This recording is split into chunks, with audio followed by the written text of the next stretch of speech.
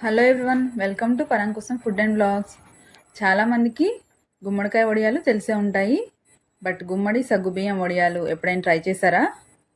ముక్కలు కట్ చేసే పని లేకుండా, మూట కట్టే పని లేకుండా మా అమ్మ చెప్పిన మంచి మంచి టిప్స్తో అమ్మ చేతి గుమ్మడి సగ్గుబియ్యం వడియాలను ఎలా చేసుకోవాలో ఈ వీడియోలో చూపించబోతున్నాను.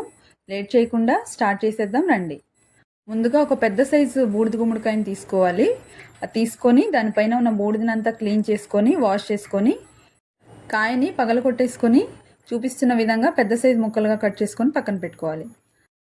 ఆల్రెడీ చెప్పాను కదా, చిన్న సైజు ముక్కలు కట్ చేసుకునే అవసరం లేకుండా ఇలా ముక్కలను తురిమేసుకోవాలి.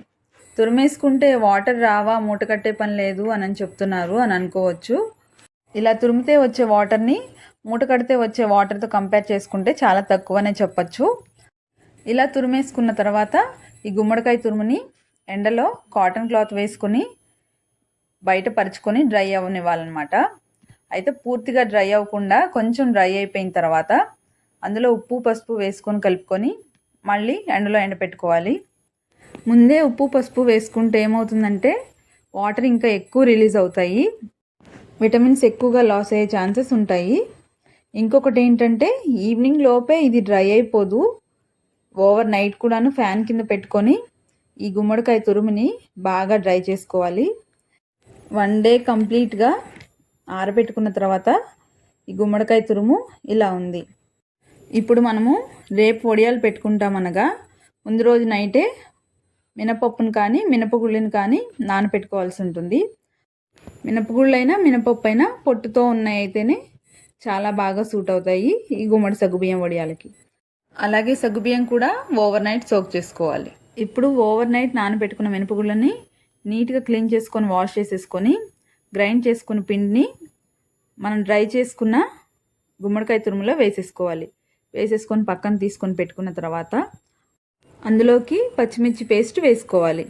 ఈ పచ్చిమిర్చి పేస్ట్ అనేది మీ కారానికి తగినట్టుగా వేసుకోండి. ఆ తర్వాత 2 స్పూన్స్ వరకు జీలకర్ర వేసుకోవాలి. జీలకర్ర వేసేసుకున్న తర్వాత ఒక 5 నుంచి 10 కరివేపాకు రెమ్మల్ని నీట్గా తీసుకొని వాష్ చేసుకొని క్లీన్ చేసేసుకొని పక్కన పెట్టుకొని వాటిని సన్నగా కట్ చేసుకొని పిండిలో వేసేసుకోవాలి. ఇప్పుడు మీ టేస్ట్కి సరిపడా సాల్ట్ అందులో వేసేసుకోవాలి. వేసేసుకున్న తర్వాత కొంచెంగా కలుపుకోవాలి. కంప్లీట్గా పిండి అంతా కలిపేసుకోకూడదు.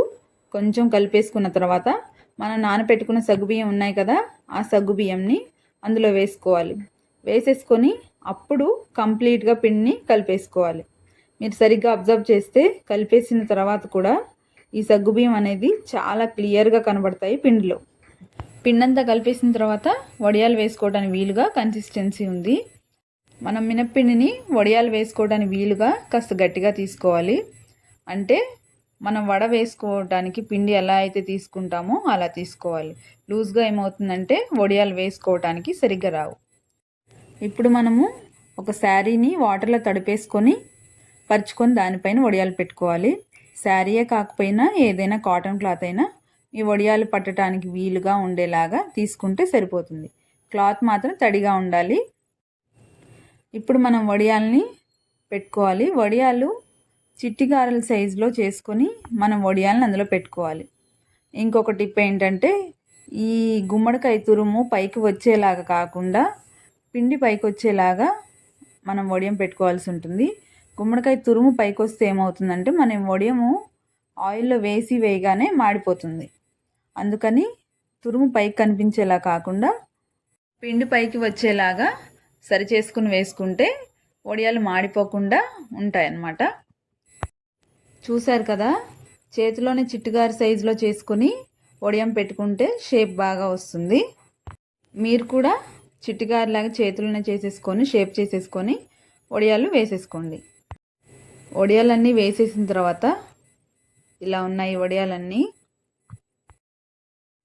ఇప్పుడు నేను ఇవి చూపిస్తున్నవి వడియాలు పెట్టిన ఈవినింగ్ అనమాట. చూడండి, డ్రై అయిపోయినట్టుగా కనిపిస్తాయి, కానీ కనీసం 5 to 4 days వరకు ఆరిపోవాలి వడియాలు. ఇట్లా వేసిన తర్వాత శారీ నెక్స్ట్ డే మార్నింగ్ ఏం చేస్తామంటే ఈ వడియాలు ఏమున్నాయంటే అలా తీసేసుకొని తిప్పుకొని ఎండపెట్టుకోవాలి. బ్యాక్ సైడ్ చూసారా పచ్చిగా కనిపిస్తుంది.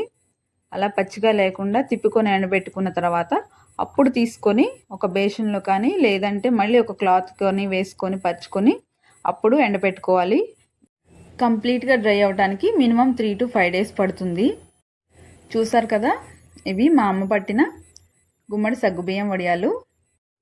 ప్రాసెస్ ఈజీగా ఉంది కదా. ఈజీగానే కాదు, చాలా టేస్టీగా కూడా ఉంటాయి వడియాలు.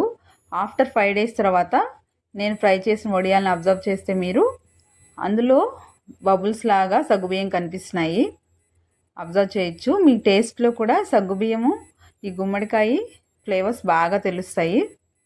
తప్పకుండా ట్రై చేయండి. వీడియో నచ్చితే లైక్ చేయండి. మీకు ఏదైనా డౌట్స్ ఉంటే నాకు కామెంట్ చేయండి. అలాగే నా ఛానల్ని ఎవరైనా కొత్తగా చూస్తున్నట్టయితే నా ఛానల్ని సబ్స్క్రైబ్ చేసుకోండి.